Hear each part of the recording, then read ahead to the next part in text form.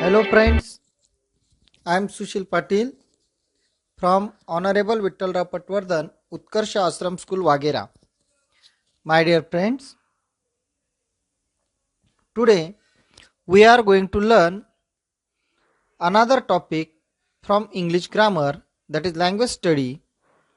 The name of our topic is infinitives, means infinitive verb, क्रियापदाचे मूळ रूप. My dear friend, if we see, sometime the form of a verb in a sentence names the action but does not change according to a tense, number, or person. Such a form is known as a non-finite form or an infinite form. An infinite is used with or without to. So, my dear friends, विद्यार्थी मित्रांनो, infinitive verb हे क्रियापदाचं मूळ रूप आहे. मित्रांनो, दिलेल्या शब्दांमध्ये right याचा इन्फिनिटिव्ह फॉर्म आहे टू राईट. दिलेलं वर्ब ईट त्याचं इन्फिनिटिव्ह आहे टू ईट. दिलेलं वर्ब सिंग त्याचा इन्फिनिटिव्ह फॉर्म आहे टू सिंग. मग विद्यार्थी मित्रांनो, नेमकं मग इन्फिनिटिव्ह म्हणजे काय याची आपण इंग्रजीमध्ये माहिती घेतली. आता आपण मराठीमध्ये बघू.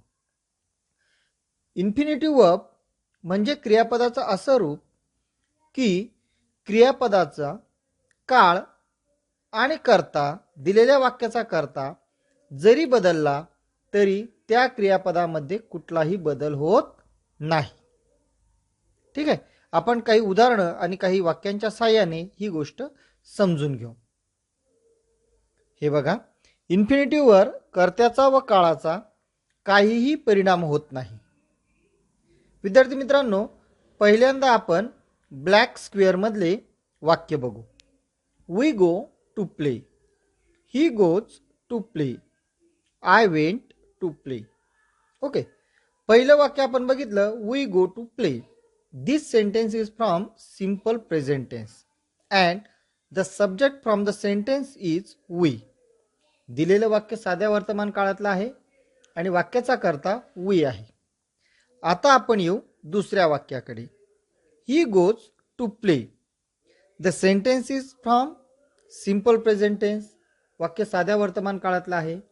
मग आता हे साध्या वर्तमान काळातल्या वाक्यामध्ये आपण फक्त कर्ता बदलला. वी ऐवजी we use he as a subject. We ऐवजी आपण ही हा वाक्याचा कर्ता वापरला. मग आपल्याला प्रत्येकाला नियम माहिती आहे का साध्या वर्तमान काळात कर्ता ज्यावेळी एकवचनी तृतीय पुरुषी असतो त्यावेळेस मुख्य क्रियापदाला यस किंवा यस प्रत्यय लागतो आणि म्हणून ही नंतर गोचं काय रूप वापरलं आपण, गोज. ठीक आहे, मग त्यानंतर टू प्ले, यामध्ये बदल झाला का? टू प्ले मध्ये काही बदल झाला नाही. आता आपण तिसऱ्या वाक्याकडे जाऊ. I went to play. या ठिकाणी जर आपण बघितलं तर वाक्य सिंपल पास्ट टेन्स आहे. गोचा भूतकाळ झाला, second form of go, past form that is went. परंतु टू प्ले मध्ये बदल झाला का? नाही. I went to play. म्हणजे या तीन वाक्यांवरून विद्यार्थी मित्रांनो आपल्या असं लक्षात येईल, though we change the subject, there is not a change in a infinitive verb. If we change object, there is not a change in infinitive verb. म्हणजेच कर्त्याचा व काळाचा काहीही परिणाम इन्फिनिटिव्ह वर्बवर होत नाही. अजून आपल्याला काही वाक्य दिले आहेत. She tries to find fault with them. This sentence is from simple present tense. या वाक्यामध्ये टू फाइंड हे इन्फिनिटिव्ह आहे. आता खालच्या वाक्य 2 नंबरच्या वाक्यामध्ये आपण काळ बदलला, past form. She tried to find fault with them.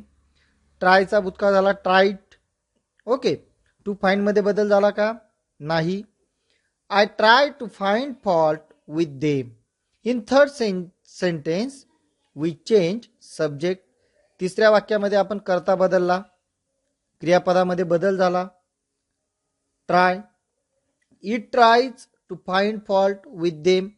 पुन्हा चौथ्या वाक्यामध्ये आपण कर्ता बदलला, there is a change in a main verb. मुख्य क्रियापदामध्ये बदल झाला, परंतु इन्फिनिटिव्ह फॉर्म जो आहे टू फाइंड चारही वाक्यांमध्ये त्यात कुठल्याही प्रकारचा बदल झाला नाही. म्हणजे विद्यार्थी मित्रांनो, हा नियम आपल्याला लक्षात ठेवायचा आहे. इन्फिनिटिव्हवर कर्त्याचा व काळाचा काहीही परिणाम होत नाही. ओके, आपण आता काही उदाहरणं बघू. मग आता इन्फिनिटिव्ह वर्ब जे आहे, infinitive verb work as a subject, it may work as a object और कॉम्प्लिमेंट ऑफ अ सेंटेन्स. क्रियापदाचं हे मूळ रूप जे आहे ते वाक्याचा कर्ता म्हणून, वाक्याचं कर्म म्हणून आणि कॉम्प्लिमेंट म्हणून सुद्धा त्याचा वाक्यात उपयोग केला जातो. For example, to earn is human. In this sentence infinitive verb is to earn and it function as a subject. पहिल्या वाक्यामध्ये टू अर्न हे सब्जेक्ट म्हणून क्रियापदाचे इन्फिनिटिव्ह मूळ रूप आलेलं आहे. दुसरं वाक्य, I want to become a doctor. In this sentence to become is a infinitive verb and it function as an object. दुसऱ्या वाक्यामध्ये ते ऑब्जेक्टचं काम त्या ठिकाणी करत आहे. His object is to go to school. In third sentence, to go is the infinitive form of the verb and it function as a complement. Now we will see some more example. I want to go. In this sentence, to go is infinitive form of the verb. If we change the subject at that time, the main verb will change, but to go, that is infinitive form of the main verb, will not change. He tries to find fault with them. Here to find is an infinitive. Birds love to sing. In this sentence, if we change the subject, instead of birds, if we use only bird at that time, bird loves to sing, means there is a change in love, but in infinitive form of the verb to sing, there is not a change. Okay, if we change tense of this sentence, for example, if we take past form of this sentence, birds loved to sing, means there is a change in a verb love, but there is not a change in to sing, so it is infinitive verb. To respect our parents is our duty. Here it is to respect is function as infinitive verb. He decided to teach him lesson. In this sentence, to teach is infinitive.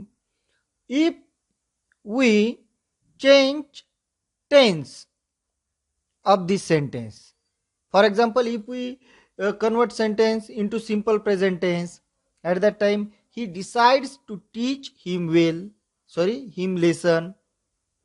Okay, so in decided there is a change, decides in simple present tense, but in to teach there is no change, so it is infinitive form.